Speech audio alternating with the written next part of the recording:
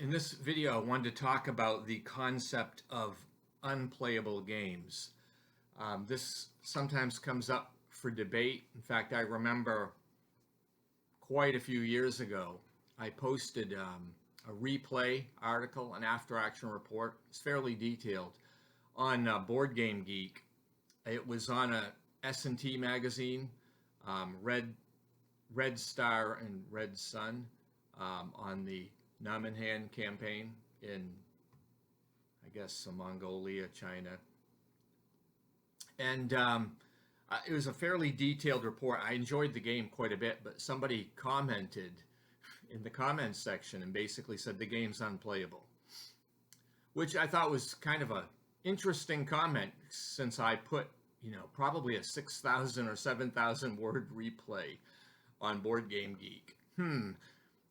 Anyway, I was interested. I was also somewhat offended, I guess, at the time.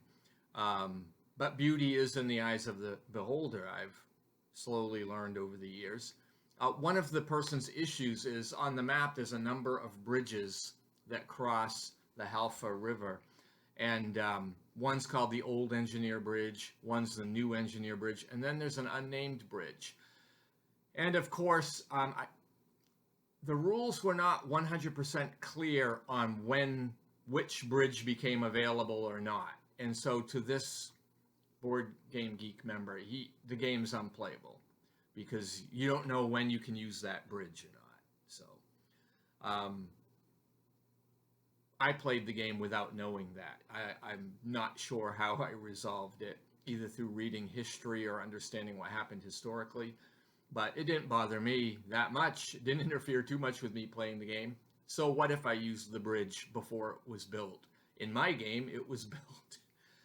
And he had a second complaint. There was a Soviet flamethrower tank at Namenhan, and the rules don't say explicitly when it comes into the game and how it comes in as a reinforcement. Again, to him, it broke the game. It was unplayable.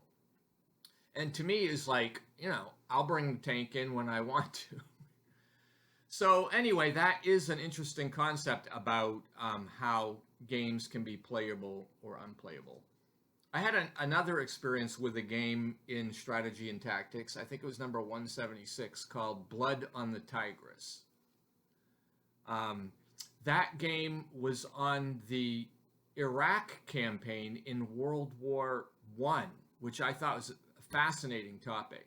The game was designed by Perry Moore, and I believe I wrote an article on that game in either Moves or Fire and Movement. It might have been Moves, because at the time I remember David McElhannon was the editor, and he wanted to try to experiment a little bit, and he asked me to write the article from the perspective, a replay from the perspective of a British commander that was there, and I think we titled it "The Diaries of Captain Winterbottom." It was kind of a fun article to write, so I'll see if I can't dig up a copy of that somewhere. It'll be interesting.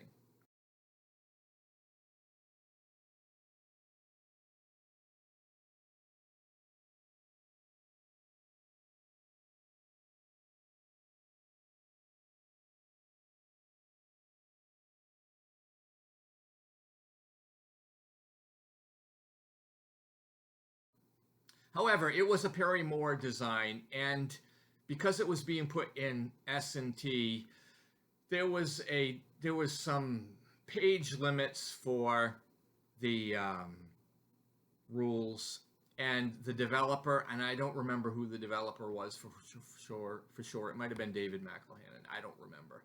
But they had to hack the rules up, and it made the game difficult. And there were some things that maybe weren't understandable, and there were some rules that were cut that were kind of made the game better. I know I eventually got someone to send me the rules that were cut. I think they were provided originally by Perry Moore, and I have them somewhere. If somebody's interested in those, I can try to find them. But some people thought that game was unplayable or broken. And, I played it, and I've played that game 2 or 3 times. I really liked it, and I did some of my own personal tinkering enhancements on some things. Um, but I played the game, and it got me thinking, some people think it's unplayable. However, I played it and wrote articles on it. So, there's a lot of ways to interpret whether a game is playable or not. Um, you know, when I was a kid, I used to have Matchbox cars, and probably some Hot Wheels, and I loved them. I thought that was like the greatest thing, and I told my mother I could never imagine not wanting to have Matchbox cars, and she assured me someday I wouldn't care about it. Little did she know I was going to become an avid war gamer. Anyway, with Matchbox cars, I was not one of those kids that made Matchbox cars into spaceships flying around. I mean, I played very realistically. I basically played house or life with Matchbox cars. I made my own town and village and whatever, and I played them making up my rules as I went along. I made my own story just using the Matchbox cars and crafting skills that I had at home to play out in the dirt pile. So that is one way to approach games. Now, if you're playing a game like checkers and chess, well, those games basically have a lot of people that want to play with an opponent, and they want to play by the rules that your knight can only move the way knights move. And yeah, there's some detailed moves that you can do once, like castling and things like that, but they want that game to be tight so that you can really play it and you can count on the consistency of everything. And checkers is much the same way. But I am a person that if you take the bishops out, I wonder how the game would play. Take the bishops out, or replace a bishop, with the other guy's knight, and give one guy 3 knights and the other guy 3 bishops.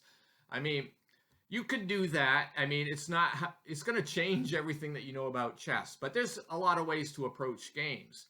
Now, some people want to play a historical board game, and they want to play it 2-player, or they want to play it so that the rules are 100% tight, and that, every question that comes up can be answered. And if it can't be, well, the game's broken, or it's not very good, or, it's unplayable, some people would say. But for someone like me, that's not true. I mean, and I know in the hobby there's a wide array of people.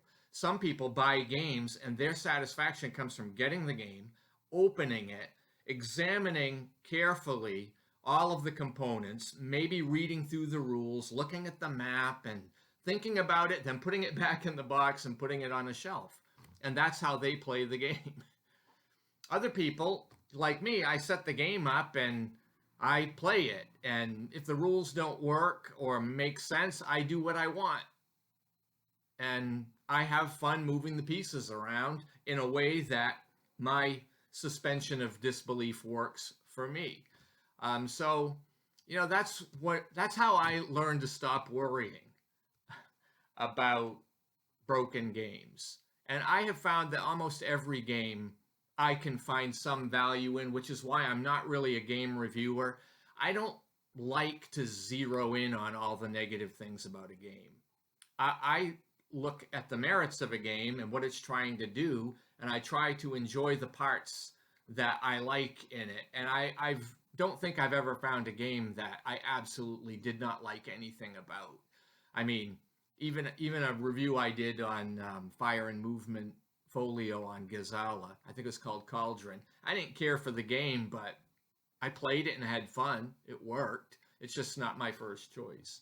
So that's all I have to say about this topic. And if you watched, thanks for watching and engaging, and I hope you have a great day.